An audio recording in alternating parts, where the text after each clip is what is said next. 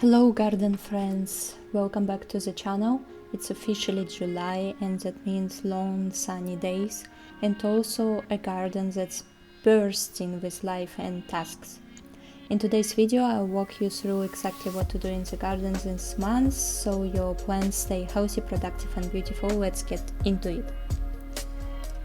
July is a big harvest month depending on your climate. Now is the time to pick tomatoes, cucumbers, zucchinis, beans, berries, eggplants, peppers, squash, basil, arugula.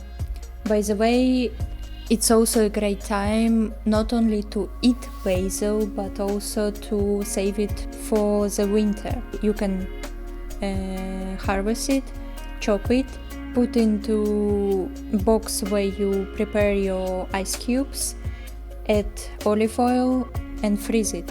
And that's it, you have some sort of cubes that you can add to pesto, to pasta, to pizza, anything during the winter. And you don't need to worry that you don't have basil, and you do not need to buy it too. So the more you harvest, the more the plant will produce, so don't be shy.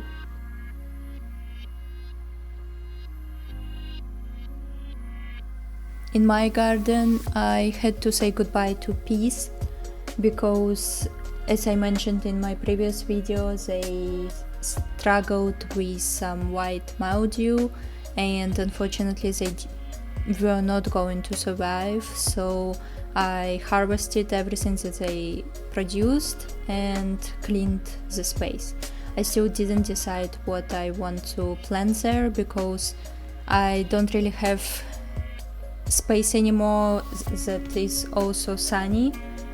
So at first I wanted to plant there carrots, but then again I think it wouldn't really work because they need sun. And yeah, so for now these pots are just empty. July can get hot, so consistent watering is key. Deep watering encourages strong roots. Try early mornings or late evenings to reduce evaporation. This month I left my garden again for 1 week. We went to Berlin and unfortunately exactly during this week there was no rain and everything was too warm, so when we returned, despite the fact that I installed some automatic watering system, it didn't really work, or I installed it not the right way. I installed again the DIY system with cotton threads and bottles, and or I did something wrong, or it was so hot that everything that the water, like the thread just dried out too fast. Not so many things died, but still everything was dry, and yeah, I had also to remove dried leaves, for example. So yeah, watering is very important. Do not leave your garden. For example, now this week we have really hot weather here in Germany, which is unusual, but I have to water my plants every day, and I just see that if I miss a day then everything just dries out really fast. Your veggies are working hard, so help them out with a little boost. Feed heavy feeders like tomatoes, squash and peppers every 1-2 weeks with an organic liquid fertilizer, or you can Google some other things like compost tea. And look out for yellowing leaves, that could be a sign your plants need more nutrients or watering. Deadheading, aka removing spent flowers, keeps your garden looking tidy and encourages new blooms. And don't forget to prune tomatoes and other fast growers to improve air circulation and prevent disease. I showed in my previous video how better to prune tomatoes, so you need not to cut for example, where there is a fork with 3 branches, so you should cut the side branch and leave the middle branch. that will follow with even producing more tomatoes. July isn't just for harvesting, it's also great for planting. Start your fall crops now, think carrots, beets, kale and lettuce. You can sow them right now directly into the ground. You can also see, for example, where you have plants that already kind of in the end of their life cycle.